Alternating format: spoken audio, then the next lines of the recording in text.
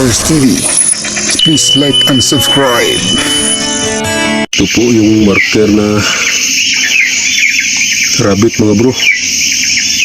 Sundan nyo lang po itong apat na direksyon. Dahil araw ito sa taas at saka sa nguso at saka bandang paa at buntot. Naturo po dun talaga sa likuran mga bro. Pinos po ito ni Katiits. Nakita ko lang po ito sa post niya. So bigyan po ito natin ng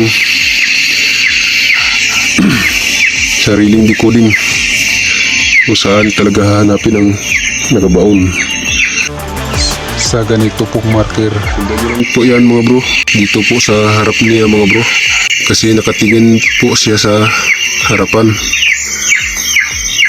Malinaw po yung butas ng kanyang mata pero tingnan niyo lang po sa harap niya mga bro, isang direction po yan.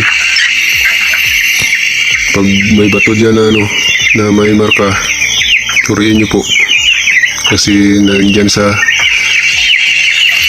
harapan lang ang target dyan. Pag wala dyan, dito na kayo titira sa hinigaan niya mga bro. Yan, pick up nyo itong marker na ito mga bro sa bandang tiyan. Kung may laman dito ula,